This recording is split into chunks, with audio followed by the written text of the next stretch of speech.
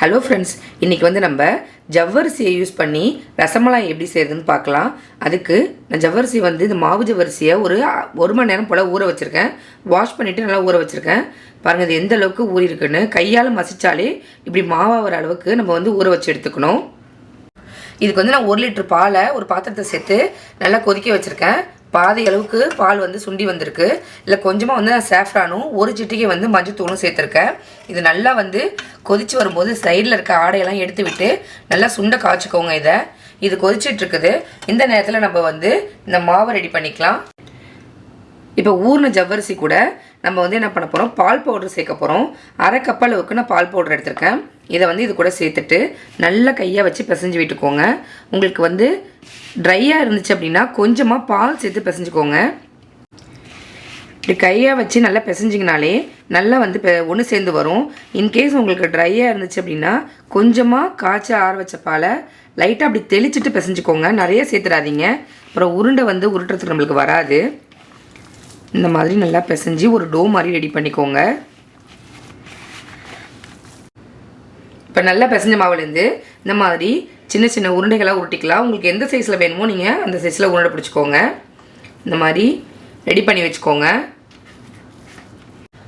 இப்போ இந்த பாலில் வந்து நான் 3/4 கப் அளவுக்கு சுகர் சேர்த்துருக்கேன். உங்களுக்கு எந்த அளவுக்கு சுகர் தேவையோ அந்த அளவுக்கு சேர்த்துக்கோங்க. இப்போ சுகர் சேர்த்து நல்லா கொதி வந்ததும் நம்ம வந்து உருட்டி வச்சுருந்த உருண்டைகளை ஒன்று ஒன்றா உள்ளே சேர்த்துக்கலாம்.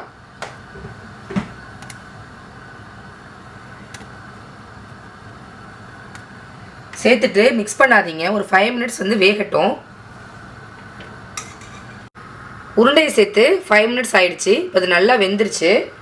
ஜவ்வரிசி சேர்த்துருக்கறதுனால இது கரையாது. பாருங்கள், உருண்டை வந்து இந்த அளவுக்கு நல்லா வெந்து வந்திருக்கு. அப்படின்னு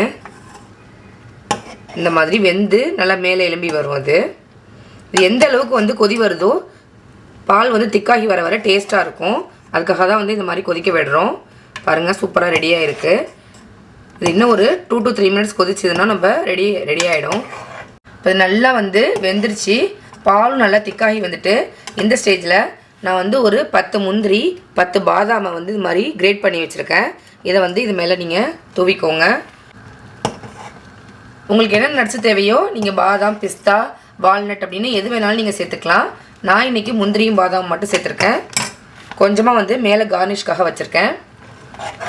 மிக்ஸ் பண்ணிவிட்டு சர்வ் பண்ணிங்க அப்படின்னா சூப்பரான ஜவ்வரிசி ரசமலாய் ரெடி ஆகிடும். இந்த தீபாவளிக்கு நீங்கள் இந்த மாதிரி செஞ்சு பாருங்கள், ரொம்பவே சூப்பராக இருக்கும். பாருங்கள், சூப்பராக ரெடி ஆகிட்டு அவ்வளோதான். ஸ்டவ் ஆஃப் பண்ணிடலாம். நீங்களும் இந்த மாதிரி உங்கள் வீட்டில் செஞ்சு பாருங்கள். எப்படி இருக்குது அப்படிங்கிறத கமெண்ட் பண்ணுங்கள். நான் போகிற ரெசிபீஸ்லாம் உங்களுக்கு பிடிச்சிருந்தா நம்ம சேனலை லைக், ஷேர் அண்டு சப்ஸ்கிரைப் பண்ண மறக்காதீங்க. தேங்க்யூ.